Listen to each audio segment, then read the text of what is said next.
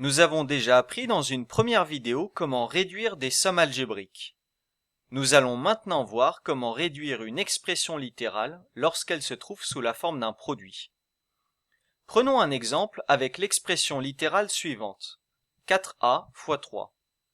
C'est un produit constitué de deux facteurs, 4a et 3.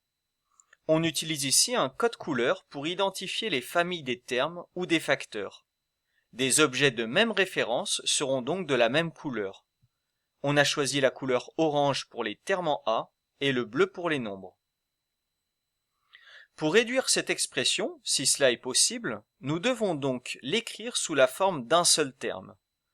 Comme on l'a déjà vu dans la première vidéo, on peut considérer que la lettre A est l'initiale du mot abricot.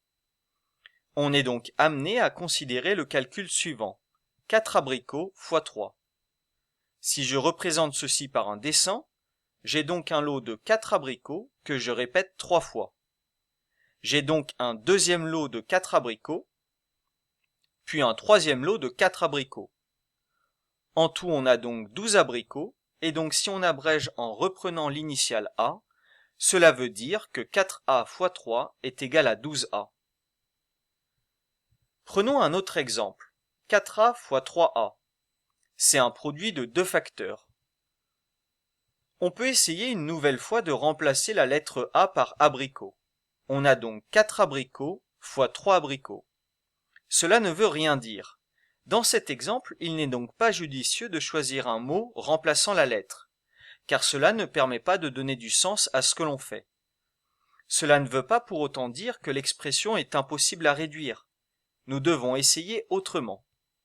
Alors, utilisons les définitions ou propriétés mathématiques uniquement.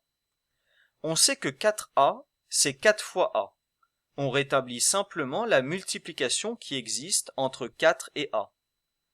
Et 3A, c'est 3 fois A. On a donc un produit composé de 4 facteurs cette fois-ci. Et parmi ces facteurs, on a deux nombres, 4 et 3. On sait également que la multiplication est commutative, c'est-à-dire que l'on peut modifier l'ordre des facteurs, le produit reste toujours le même. On va donc regrouper les nombres, puis les lettres. On peut maintenant calculer 4 fois 3, ça fait 12. Et A fois A, par définition, c'est égal à A au carré. Je le note d'une autre couleur pour le distinguer de la famille des termes en A, puisqu'il s'agit d'un terme en A carré.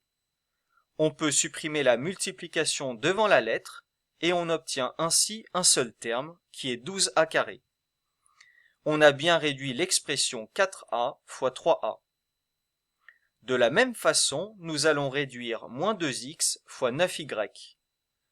On rétablit la multiplication entre les nombres et les lettres. On peut donc modifier l'ordre des facteurs, et par regroupement astucieux, on obtient moins 2 fois 9 fois x fois y. On réduit en calculant moins 2 fois 9, c'est égal à moins 18. On multiplie par x, on obtient donc moins 18x, puis par y. On obtient donc un seul terme en xy qui est moins 18xy. Prenons un dernier exemple. 5x le tout au carré. Par définition, le carré d'un nombre est ce nombre multiplié par lui-même. Dans notre exemple, c'est le nombre 5x qui est au carré. C'est donc égal à 5x fois 5x, c'est-à-dire 5 fois x fois 5 fois x. En regroupant les nombres 5 fois 5, ça fait 25. Et en regroupant les lettres, x fois x, c'est x au carré. L'expression réduite de 5x le tout au carré est donc 25x carré.